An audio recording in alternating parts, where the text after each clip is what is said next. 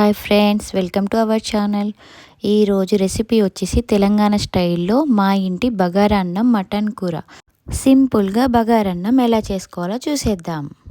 First వచ్చేసి gas మీద ఒక గిన్నె పెట్టుకొని 1 kg రైస్ ఉడకడానికి అనువైన గిన్నెని పెట్టుకున్నాను. దాంట్లో ఆయిల్ పోసాను, నెయ్యి వేయలేదు, ఆయిల్తో చేశాను ఈరోజు బగారా రైస్. ఇక్కడ చలి ఎక్కువగా ఉండడం వల్ల నెయ్యి వేస్తే త్వరగా గడ్డ అయిపోతుందని చెప్పేసి ఆయిల్ వేసి చేశాను. ఫస్ట్ గిన్నెలో ఆయిల్ వేసుకొని 1 kg రైస్కి మసాలాలు చూడండి, ఆనియన్స్, పుదీనా, కొత్తిమీర, మిర్చి చూడండి కట్ చేసి పెట్టుకోవాలి. ఇప్పుడు ఫస్ట్ మసాలాలన్నీ వేడి అయిన ఆయిల్లో వేసుకొని ఫ్రై చేయాలి.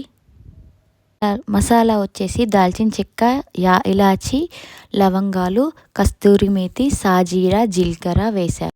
నెక్స్ట్ వచ్చేసి మిర్చి వేసుకోవాలి. తర్వాత ఆనియన్స్ వేసుకోవాలి. ఇవి మంచిగా డీప్ ఫ్రై అయిన తర్వాత మనం ముందుగా వేసుకున్న మసాలాలు మాడకుండా చూసుకోవాలి. ఆనియన్స్ మంచిగా వేగిన తర్వాత అందులో కొంచెం అల్లం పేస్ట్ వేసుకోవాలి. తర్వాత పుదీనా, కొత్తిమీర కూడా వేసుకోవాలి. నేను ముందుగానే మటన్ కూర వండి పక్కన పెట్టాను, ఆ వీడియో చూపించలేకపోయాను. ఇప్పుడు బగారన్నంలో చూడండి అల్లం పేస్ట్ వేస్తున్నాను. నెక్స్ట్ ఎప్పుడైనా మటన్ కూర కూడా నేను వండే అప్పుడు వీడియో తీసి పెట్టడానికి ట్రై చేస్తాను. ఈ బగారన్నం చూడండి ఎలా వచ్చిందో, చాలా బాగా టేస్టీగా ఉందండి. మీరు ట్రై చేయండి. ఫస్ట్ నేను వైట్ రైస్ వండాలి అనుకున్నాను, కానీ మా హస్బెండ్ బగారా రైస్ వండమని చెప్పారు. సింపుల్గా ఈజీగా అయిపోవడానికి ఇలా ట్రై చేశాను. ఈ వీడియో నేను యూట్యూబ్లో అప్లోడ్ చేసే కంటే ముందు నేను చూసుకున్నప్పుడు అసలు నేనేనా వండింది అని అనిపించింది. యూట్యూబ్ వల్ల నేను ఇలా వండుతున్నానని నాకు అర్థమైంది. నేను ఏదైతే గిన్నె చూపిస్తున్నానో ఆ గిన్నెడు రైస్ తీసుకున్నాను. ఒక గిన్నె రైస్కి 2 గిన్నెల వాటర్ పోసాను. పాత బియ్యం అయితే అలా 2 గ్లాసుల వాటర్ పోయాలి. కొత్త బియ్యం అయితే గ్లాస్కి గ్లాసున్నర వాటర్ మాత్రమే పోయాలి. నేను ఎసర వచ్చింది చూడండి, మంచిగా అలా బాయిల్ అవుతున్న వాటర్లో ఉప్పు వేసుకోవాలి తగినంత. ఇలా బాయిల్ అవుతున్న వాటర్ని ఉప్పు టేస్ట్ చూసుకొని సరిపోయిందా లేదా, సరిపోకపోతే ఇంకొంచెం వేసుకోవాలి. బగారా రైసు వైట్గా రావాలంటే అలా ఎసరులో ఒక 5-6 చుక్కల నిమ్మరసాన్ని వేయాలి. అప్పుడు రైస్ వైట్ కలర్లో కనిపిస్తుంది. ఈ మసాలాలన్నీ మరిగేటప్పుడు రైస్ కూడా మసాలా కలర్లో అయిపోతుంది.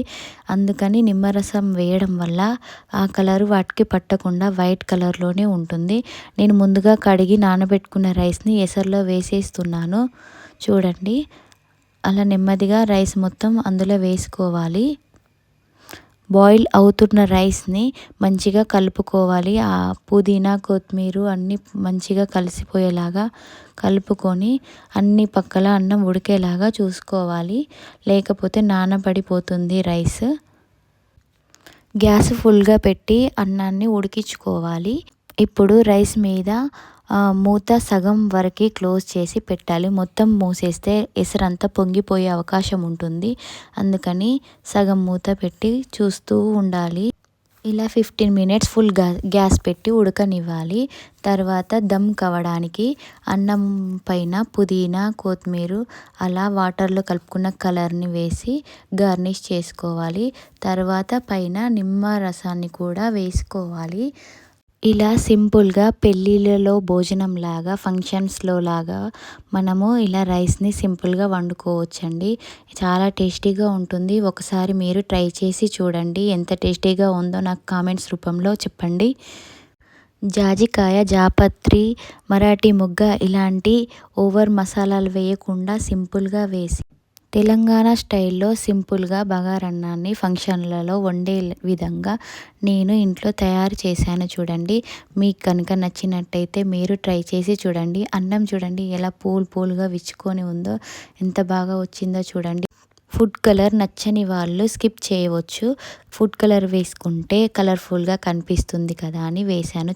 ఇప్పుడు ముందుగా వండుకున్న మటన్ కూరను తెలంగాణ స్టైల్ బగారన్నంతో కలిపి నేను ట్రై చేస్తాను. ఎలా వచ్చిందో చూపిస్తాను, టేస్ట్ కూడా చెప్తాను.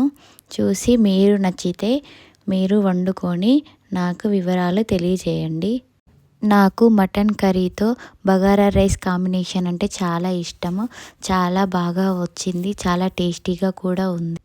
హలో ఫ్రెండ్స్, మటన్ కర్రీలో మీకు వైట్ రైస్ ఇష్టమా, బగారా రైస్ ఇష్టమా? నాకు కమెంట్ చేసి చెప్పండి. ఇలా నేను ఆనియన్స్ అండ్ క్యారెట్, టమాటా, నిమ్మకాయని కూడా రెడీ చేసి పెట్టుకున్నాను.